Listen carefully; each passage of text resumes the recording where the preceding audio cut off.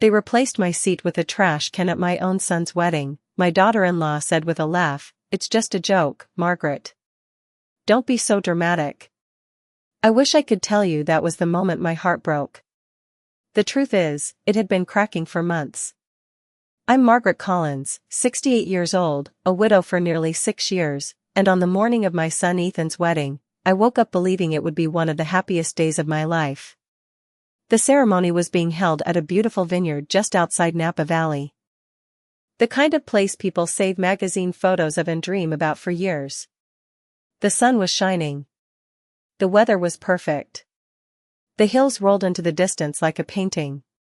I stood in front of my hotel mirror adjusting the pearl earrings my late husband had given me on our 25th anniversary. "You'd be proud of him today, Daniel," I whispered. Ethan was getting married. My little boy. The child I had raised, protected, encouraged, and loved through every stage of his life. I had spent months helping make this wedding possible. Every check had been written without hesitation because I wanted his day to be perfect. I wanted him to have everything his father would have wanted for him. When I arrived at the venue, guests were already gathering near the reception hall. Music drifted through the warm afternoon air. People smiled and greeted one another. Everywhere I looked, I saw happiness. For a few moments, I felt completely at peace. Then I walked into the reception room. The tables were arranged elegantly beneath crystal chandeliers. White roses decorated every centerpiece. Place cards sat neatly beside each setting. I smiled as I searched for my seat at the family table. At first, I thought I was mistaken. I checked the table twice. Then 3 times. My name card was there. Margaret Collins. Mother of the groom.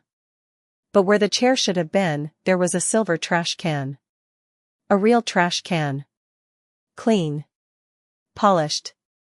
Positioned exactly where my seat belonged.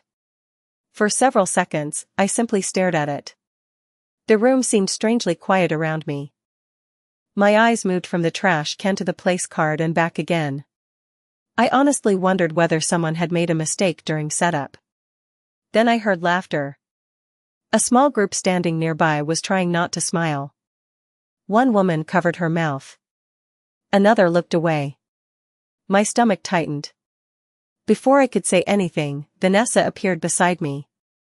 My future daughter-in-law looked stunning in her designer dress. She followed my gaze to the trash can and laughed. "Oh my goodness, Margaret, you actually thought that was serious?" she asked. "It's just a joke. Don't be so dramatic." More laughter followed. Not loud. Not cruel on the surface. Just enough. Just enough to let me know everyone had already seen it. Everyone understood except me. I looked at Vanessa. Then at Ethan standing across the room talking to his friends. For one brief moment, I expected him to notice. To walk over. To say something. To tell someone to remove it. Instead, he glanced in our direction, smiled awkwardly, and looked away. That hurt more than the trash can itself. Because in that moment I realized something important. Nobody had forgotten about me.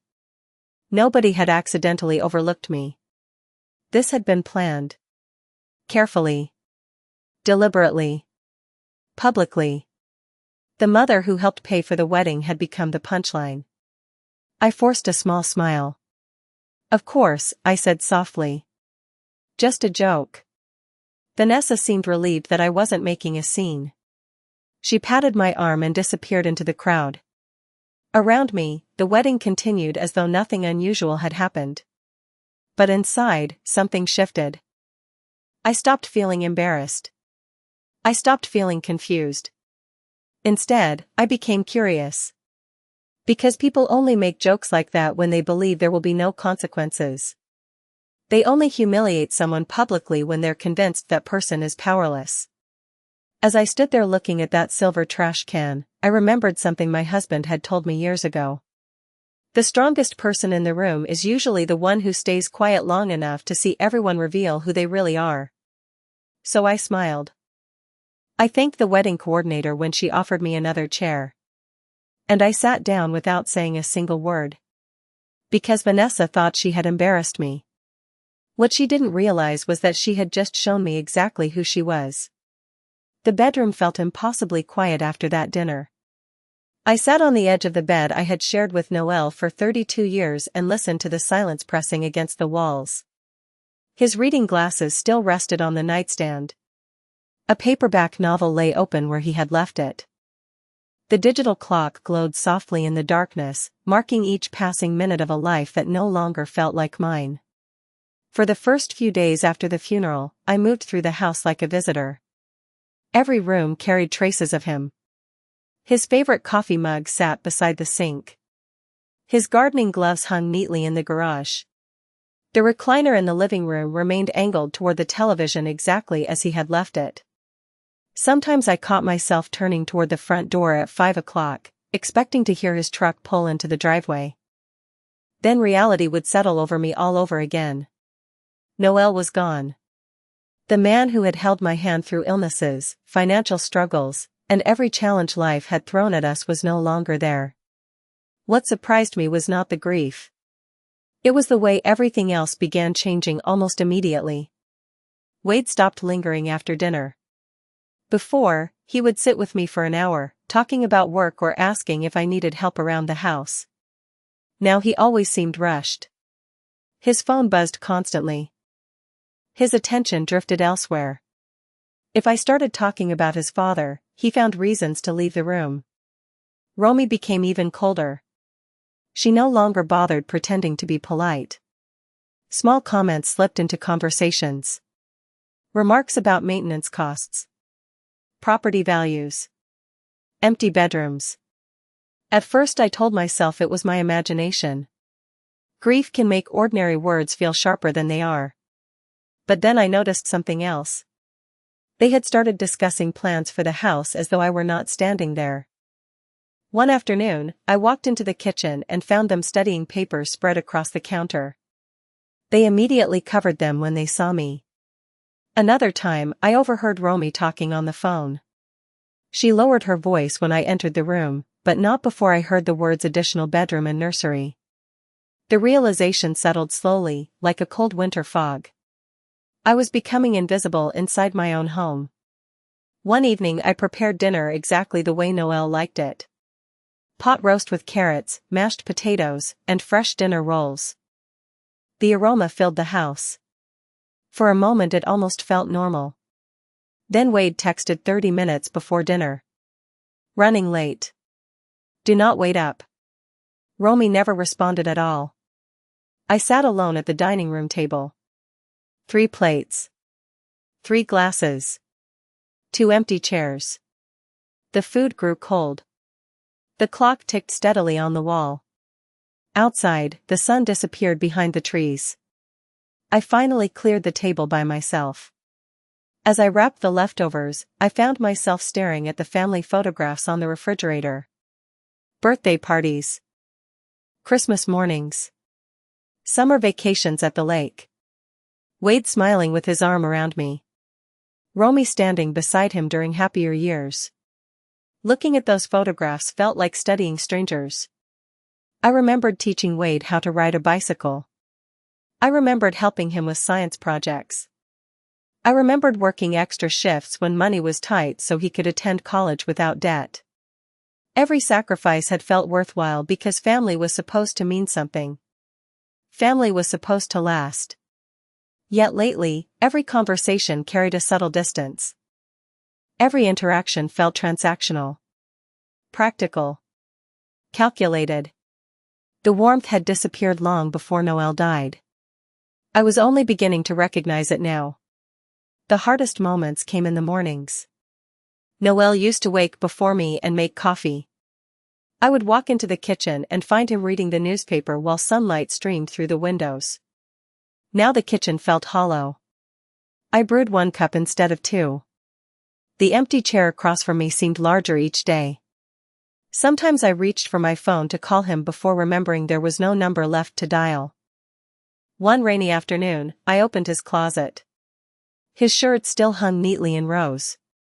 His jackets carried the faint scent of his cologne. I ran my hand across the fabric and remembered something he had told me years earlier. If anything ever happens to me, this house is your home. No matter what. You belong here. At the time I had laughed and told him he was being dramatic. Now those words echoed in my mind with painful clarity. Because for the first time I was beginning to wonder whether anyone else believed I belonged there at all. And deep down, beneath the grief and loneliness, a quiet unease was starting to grow. Something was changing. Something had been changing for a long time. I simply had not wanted to see it. The uneasy feeling followed me through the next week. At first it was nothing I could point to directly. Just small moments that felt out of place. Small details that lingered in my mind long after they happened.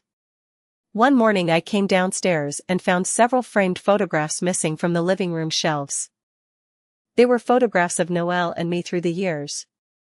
Our wedding day. Family vacations. The picture of us standing beside the oak tree we planted when Wade was 10 years old. I searched every room before finally finding them stacked inside a cardboard box in the garage. When I asked Romy about it, she barely glanced up from her phone. She said the shelves looked cluttered. Cluttered. 32 years of memories reduced to clutter. A few days later, I noticed the guest room had changed. The floral comforter I had chosen years ago was gone. The furniture had been rearranged. Fresh paint samples sat on the dresser. No one had mentioned any plans to renovate. No one had asked for my opinion. When I casually brought it up during dinner, Wade exchanged a quick look with Romy before answering. Just thinking about future possibilities, Mom. Future possibilities. The phrase echoed in my mind long after the conversation ended. Then came the afternoon that truly unsettled me. I had gone looking for some important paperwork. Tax documents, insurance records, household accounts. Noelle always kept everything organized inside a small fireproof safe in his office. When I entered the room, the safe was still there, but the combination no longer worked. I tried twice before assuming I had made a mistake. On the third attempt, the lock remained sealed. Wade happened to walk past the doorway. I asked if something was wrong with the safe. His expression changed for a split second. Not guilt exactly. More like discomfort. He told me he had updated the combination after the funeral because he thought it was safer. Safer for whom, I wondered. I asked for the new code. He hesitated. Only for a moment, but I noticed. Then he said he would give it to me later because he could not remember the exact numbers. Later never came. That night I lay awake staring at the ceiling. The rain tapped softly against the bedroom windows. Every strange moment from the past few weeks began connecting inside my mind. The missing photographs. The guest room changes. The paperwork. The whispered conversations that stopped whenever I entered a room. I did not know exactly what they were planning, but I no longer believed it was innocent.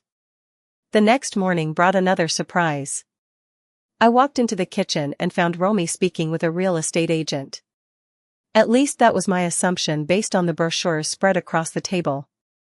Large color photographs of houses. Property values. Market reports. Romy quickly gathered the papers when she saw me. The woman introduced herself politely, but her smile seemed strained. Wade arrived a few minutes later and acted as though nothing unusual had happened. No explanation. No discussion. Just silence. I poured myself a cup of coffee and sat alone at the table after they left. Outside, the maple tree swayed gently in the autumn breeze. A few leaves drifted across the lawn Noelle had spent years maintaining. I remembered how proud he had been of this property. Every flower bed. Every repaired fence post. Every improvement had come from years of hard work. Suddenly I found myself wondering whether Wade even saw those things anymore. Or whether he only saw square footage and resale value. Later that evening, I overheard another conversation. They thought I was upstairs. Their voices drifted from the family room below. I could not hear every word, but I caught enough. Timing. Selling. Easier if she agrees. My heart began beating faster. I stood motionless in the hallway, listening. Then the conversation stopped. A door closed. Silence returned. I walked back into my bedroom before either of them could see me. For the first time since Noelle died, something stronger than grief settled inside me. It was not anger. Not yet. It was awareness. The kind that arrives when a person finally stops making excuses for what is right in front of them. I sat beside the window and looked out at the backyard where Noelle and Wade used to throw a baseball on summer evenings. The memories were still there. The love was still there. But so was a growing truth I could no longer ignore. Whatever plans were unfolding around me, I was no longer simply a grieving widow. I was becoming an obstacle to something they wanted. And deep in my heart, I knew the hardest part of this story had not even begun. That night, I could not sleep. The conversation at dinner replayed in my mind again and again, not because of what Romy had said, but because of the way Wade had looked at me when he agreed with her. The indifference in his eyes hurt more than her cruelty ever could. I lay awake in the bedroom I had shared with Noelle for more than 3 decades, listening to the familiar creaks of the house settling into the silence of the night. Every sound carried a memory. Every corner held a piece of our life together. My eyes drifted to the framed photograph on the dresser. It had been taken during a summer trip to Maine 20 years earlier. Noelle stood beside me with one arm around my shoulders, smiling as if he had not a single worry in the world. For a long moment, I simply stared at that picture. Then memories began to surface one after another. Noelle had never been a man of grand speeches. He expressed love through small actions. Every winter morning, he warmed up my car before I left for work. Every Sunday, he made pancakes even when he was exhausted from the week before. Whenever something broke in the house, he fixed it himself because he said he never wanted me to worry about calling strangers. Even after Wade became an adult and moved out, Noelle still referred to this place as our home. Not his home. Not my home. Ours. I remembered one evening about 5 years before he passed away. We were sitting on the back porch watching the sunset paint the sky shades of orange and gold. Wade and Romy had left after dinner. Noelle had been unusually quiet. Finally, he turned toward me and said, "Promise me something, Myrtle." I laughed and asked what serious matter required such a dramatic introduction. He smiled and squeezed my hand. "If anything ever happens to me, do not let anyone push you around. Not anyone. This house is your home for as long as you want it to be." At the time, I brushed the comment aside. Noelle was healthy. Strong. The kind of man who seemed impossible to imagine gone. Yet he continued. "People change when money and property are involved. Even good people." I remembered feeling annoyed with him. I told him Wade would never treat me unfairly. Wade loved us. Wade respected us. Noelle had not argued. He simply nodded and looked out toward the yard. Now, lying alone in our bedroom years later, those words echoed through my mind with painful clarity. People change when money and property are involved. Even good people. The next morning, I opened the top drawer of Noelle's nightstand. Inside were old greeting cards, receipts, and several letters he had written to me throughout our marriage. I sat by the window and carefully unfolded one of them. It was not a love letter in the traditional sense. Noelle had written it after a minor surgery when he was worried something might go wrong. The paper had yellowed slightly with age. His handwriting was steady and familiar. Most of the letter spoke about ordinary things. The garden. The roof repairs. Plans for future vacations. But near the end, one sentence caught my attention. "Everything I have built belongs to the woman who built it with me." I read those words 3 times. Tears finally filled my eyes. Not because of the house. Not because of money. Because Noelle had seen me. After all those years, he understood every sacrifice, every compromise, every difficult season we had survived together. We had built this life side by side. No one could erase that truth. The question stayed with me all morning. What exactly had Noel arranged before he died, and why had he sounded so certain that I might need protection one day? I spent the next several hours sorting through old documents in the study. The room still looked exactly as he had left it. His favorite fountain pen rested beside a stack of legal pads. His reading lamp sat angled toward the leather chair where he spent countless evenings reviewing paperwork. Dust floated through the sunlight coming from the window, and for a moment I could almost imagine him walking through the door carrying a cup of coffee and asking what I was doing. Instead, there was only silence. Near the back of a filing cabinet, I found a folder labeled Estate Planning. My hands trembled slightly as I opened it. Inside were copies of insurance policies, property records, and correspondence from an attorney named Harold Benson. The name sounded familiar. Harold had handled several legal matters for Noel over the years. As I flipped through the papers, a business card slipped onto the floor. I picked it up and stared at it for several seconds. Then I looked at the clock. It was just after 10 in the morning. Before I could lose my nerve, I picked up the phone and dialed the number. A receptionist answered. Her voice was warm and professional. When I explained who I was, she placed me on hold for less than a minute. Then another voice came on the line. Mrs. Carter? He asked. I was wondering when you might call. My grip tightened around the receiver. You were expecting me? There was a brief pause. Your husband asked me to be available if you ever needed assistance. My heart skipped. For the next few minutes, Harold spoke carefully, choosing his words with the precision of someone who had spent decades working with sensitive family matters. He explained that Noel had updated several documents approximately 2 years before his death. Nothing unusual, he said. Just prudent planning. Yet there was something beneath his calm tone that made me pay close attention. Finally, he suggested we meet in person. There are some things that are easier to discuss face to face, he said. We arranged an appointment for the following afternoon. After hanging up, I sat quietly in the study. The conversation had left me unsettled, but not frightened.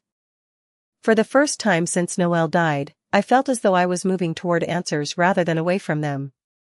Around noon, I heard a car pull into the driveway. Through the front window, I saw Romy stepping out of her vehicle. My stomach tightened immediately. She rarely visited unless she wanted something. I opened the door before she could ring the bell. Her smile appeared instantly. Bright. Polished. Artificial. Myrtle, I was just in the neighborhood, she said. I thought I would stop by and see how you were doing. The concern in her voice sounded rehearsed. That is thoughtful, I replied. Would you like some coffee? She followed me into the kitchen. As I prepared 2 cups, she glanced around the room with unusual interest. Her eyes lingered on the cabinets, the countertops, even the dining area. It reminded me of a real estate agent evaluating a property. We sat at the table. For several minutes, she made small talk. Then she slowly shifted the conversation where she wanted it to go. Have you made any decisions yet? She asked. About the house? There it was. Not concern. Not compassion. The house. Always the house. I stirred my coffee calmly. No. Not yet. Her smile tightened almost imperceptibly. Well, Wade and I have been discussing some possibilities. We just want to help. Help. The word sounded strange coming from someone who had given me 2 weeks to leave my home. I nodded politely but offered nothing more. The silence stretched between us. Finally, she stood and gathered her purse. Just think about what we talked about, she said. The sooner everything is settled, the easier it will be for everyone. Everyone. Not me. Everyone else. After she left, I stood by the kitchen window and watched her drive away. The old Myrtle might have questioned herself. She might have wondered whether grief was making her suspicious. But that version of me was fading. Too many pieces were beginning to fit together. Too many conversations suddenly carried new meaning. That evening, I returned to Noelle's letter and read it once more. Everything I have built belongs to the woman who built it with me. This time, I noticed something else. On the bottom corner of the page, written in smaller handwriting, was a simple sentence he had added almost as an afterthought. Trust the people who earn your trust, not the people who demand it. I folded the letter carefully and slipped it back into the envelope. Tomorrow, I would meet with Harold Benson. Tomorrow, I suspected the truth would finally begin to reveal itself. And for reasons I could not fully explain, I had a feeling Noelle had been preparing for this moment long before any of us realized it was coming. I did not confront anyone that afternoon. I did not storm into my son's office. I did not call my daughter-in-law and demand explanations. Instead, I drove home beneath a gray autumn sky and sat alone in my kitchen with a cup of coffee that had long gone cold. For the first time in months, I stopped asking myself why they had done it. I started asking a different question. What else did I not know? The silence in the house felt different now. It no longer felt empty. It felt revealing. Every room seemed to hold pieces of a puzzle I had ignored because I trusted the people around me. I thought about all the times Victoria had insisted on helping with paperwork. The following Monday arrived with a strange kind of calm. For the first time in months, I woke before sunrise and did not feel the familiar weight pressing against my chest. The house was quiet except for the hum of the refrigerator and the soft ticking of the clock above the stove. I stood at the kitchen window with a cup of coffee and watched the sky brighten over the maple trees in the backyard. For years, I had believed that peace came from keeping a family together at any cost. Now I was beginning to understand something different. Peace came from seeing the truth clearly. Around 10 o'clock, my phone rang. It was Wade. His name flashed across the screen, and for a moment I simply stared at it. The old version of me would have answered immediately. The old version of me would have worried that he needed something. Instead, I let it ring twice before picking up. His voice sounded unusually cheerful. Mom, I was thinking maybe we could stop by tonight. I leaned back in my chair. Really? There was a brief pause. Sure. It has been a while. I almost smiled. It had not been a while. He had ignored my calls for weeks until he realized his assumptions about my future were no longer certain. Tonight is not a good night, I replied gently. Another pause. Longer this time. Oh. Well. Maybe later this week. Perhaps, I said. I will let you know. When the call ended, I sat quietly for several seconds. The conversation told me everything I needed to know. News traveled fast in families. Faster than most people realized. Someone had told him I was meeting with attorneys. Someone had told him I was reviewing documents. Someone had told him I was no longer sitting at home waiting for instructions. By Wednesday, the second surprise arrived. Romy appeared at my front door carrying a bakery box and wearing a smile so polished it looked rehearsed. Through the window, I watched her standing on the porch. 3 weeks earlier she had given me 14 days to leave my own home. Now she was holding a lemon cake. I opened the door. Romy. Myrtle. Her voice dripped with sweetness. I was in the neighborhood and thought I would stop by. I glanced toward the empty street. She lived nearly 40 minutes away. That was thoughtful. She stepped inside and immediately began complimenting everything she saw. The flowers. The curtains. The family photographs she once claimed were outdated. I listened patiently while she performed her role. Eventually she placed the cake on the counter and folded her hands together. We have all been under a lot of stress lately. There it was. The real reason for the visit. Grief affects everyone differently, she continued. Maybe some things were said that came out wrong. I looked directly at her. Which things? Her smile flickered. You know. The conversation after the funeral. The one where you told me to pack my bags and never come back. The room fell silent.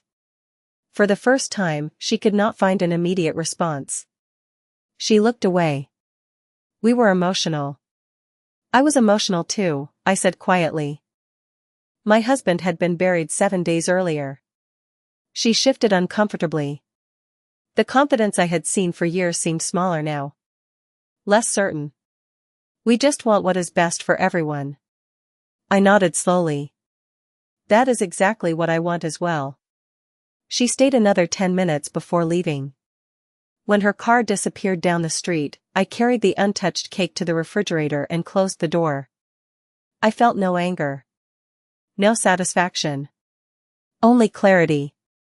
That evening, I opened the folder Martin had helped me organize. Every document was neatly arranged. Every signature was verified. Every promise Noel had made had been honored. My husband had seen possibilities that I had refused to consider. He had prepared for storms I never imagined would come. As I turned the final page, a small handwritten note slipped out and landed on the table. It was Noel's handwriting. I recognized it instantly. My fingers trembled as I unfolded the paper. The message was short. Only a few lines. But by the time I finished reading it, tears blurred my vision. Not because I was heartbroken.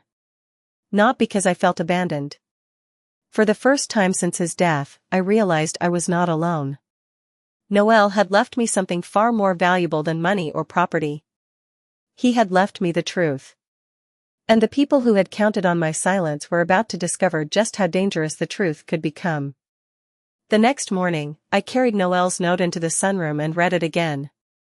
The paper was worn at the folds, as if he had opened and closed it several times before deciding where to leave it. His handwriting was steady and familiar. It reminded me of grocery lists taped to the refrigerator, anniversary cards tucked into dresser drawers, and the countless notes he had left beside my coffee cup over the years. But this note was different. It had been written for a future he knew he might never see. The final sentence stayed with me long after I folded the paper and returned it to the folder. Trust actions, not promises.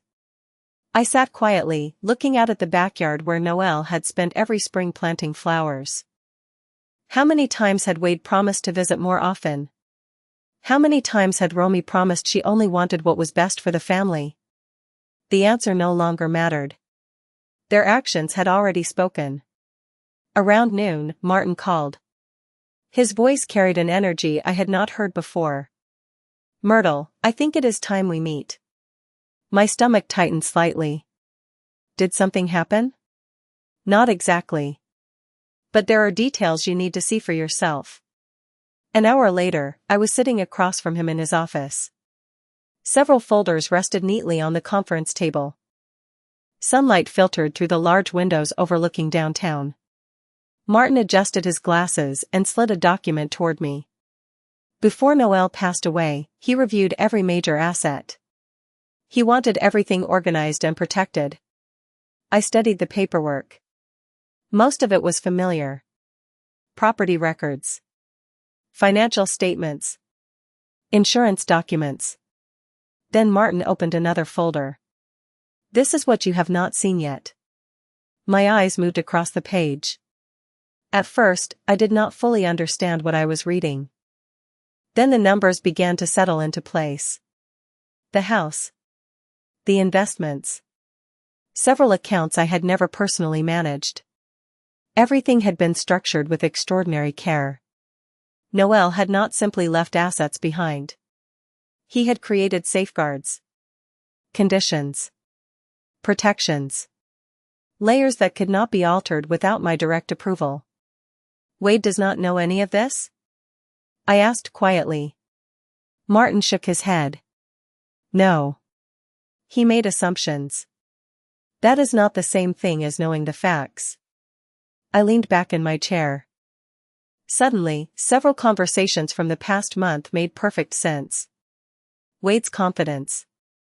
Romy's impatience. Their certainty that time was on their side. They had built plans on information they never bothered to verify. Martin folded his hands. There is one more thing. He handed me another document. This one carried a date from nearly 8 years earlier.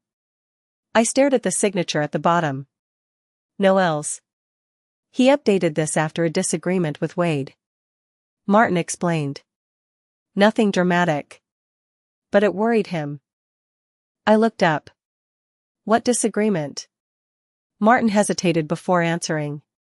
Noel felt Wade was becoming too focused on inheritance instead of family. The words landed heavily. Not because they shocked me. Because deep down, I already knew they were true. I remembered conversations that once seemed harmless. Questions about property values. Questions about retirement accounts. Questions about future plans. At the time, I dismissed them as practical concerns. Looking back now, the pattern was impossible to ignore. When I left the office later that afternoon, I felt strangely lighter. The truth was painful, but uncertainty had been worse. As I reached my car, my phone vibrated. A text message from Wade appeared on the screen.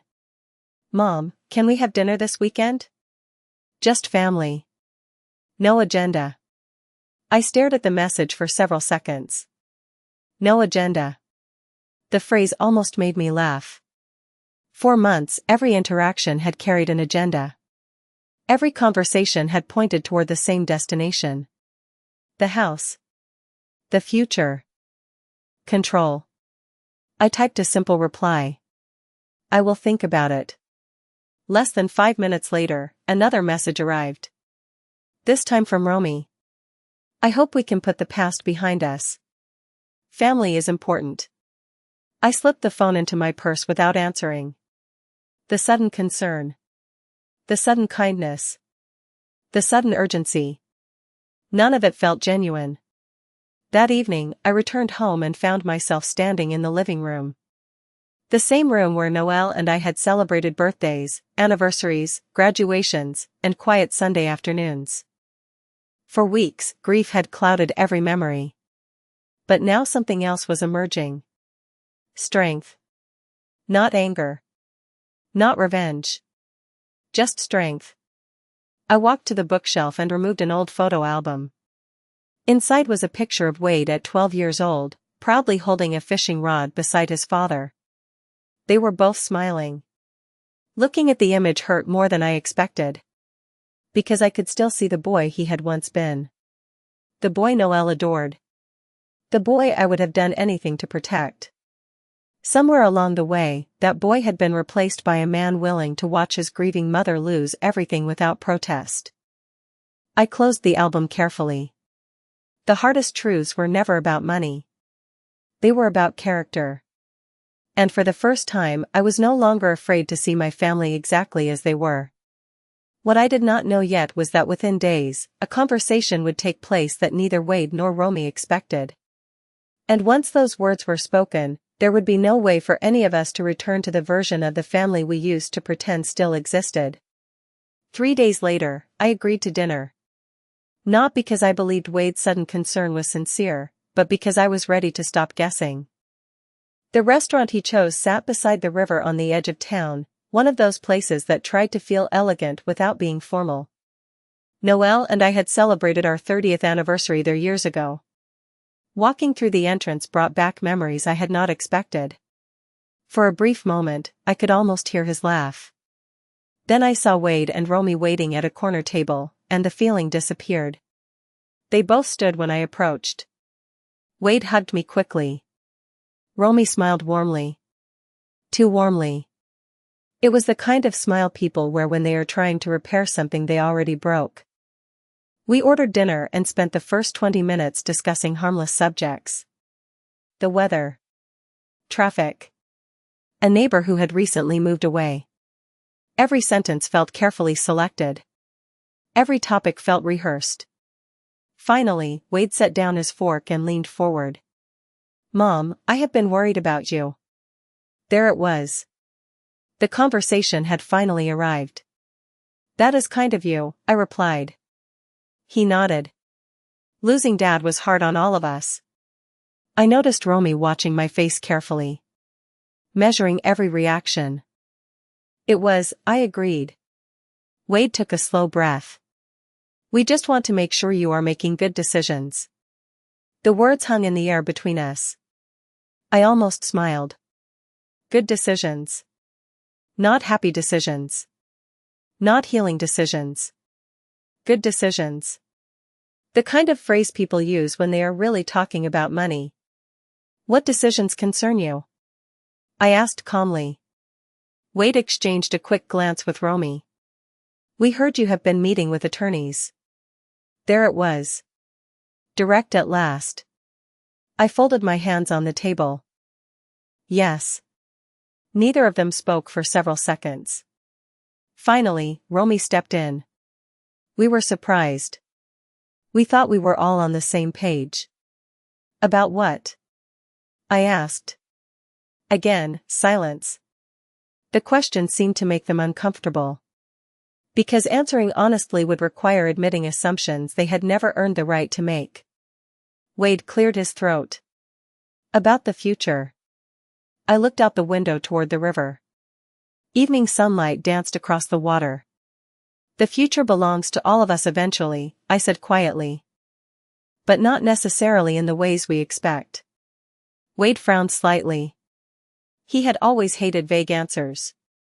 As a child, he wanted everything explained immediately. As an adult, that habit had only grown stronger. Mom, I am trying to be practical. So am I. The server arrived with fresh drinks, interrupting the tension for a moment. Once she left, Wade tried a different approach. His voice softened. Dad always wanted us to stay together. That sentence hurt more than anything else he had said all evening. Because it contained a small piece of truth wrapped inside manipulation. Noel had wanted family unity. But he had never wanted it at the cost of dignity. Your father valued loyalty, I said. More than almost anything. Neither Wade nor Romy responded. Their silence answered for them. As dinner continued, the conversation slowly revealed more than either of them intended. Small comments. Careless assumptions. Questions about timing. Questions about property taxes. Questions about maintenance costs.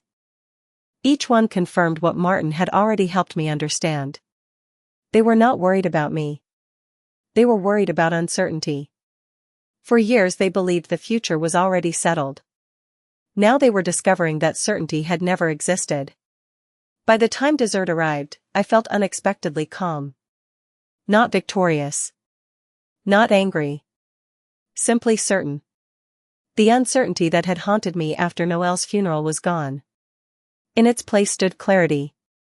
When the check arrived, Wade reached for it automatically. Then stopped. Mom, can I ask you something honestly? Of course. He hesitated. Do you trust us? The question surprised me. Not because it was difficult.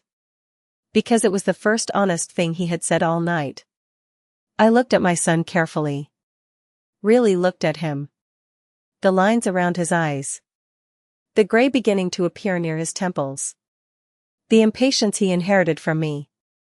The stubbornness he inherited from his father. Then I answered. Trust is built through actions. Neither Wade nor Romy moved. And actions take time. It was not the answer he wanted. But it was the only truthful one. We left the restaurant shortly afterward. Outside, the air carried the first hint of autumn. Wade hugged me again before I walked to my car. This time his embrace lingered slightly longer. Perhaps guilt was finally finding its way through the walls he had built.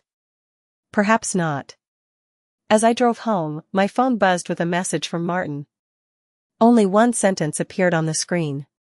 The meeting is confirmed for Friday morning. Everything is ready. I stared at the message while parked at a red light. Friday. The day Noel's preparations would finally come into the open. The day assumptions would collide with reality. And judging by the growing anxiety I had witnessed across the dinner table, Wade and Romy had absolutely no idea what was about to happen.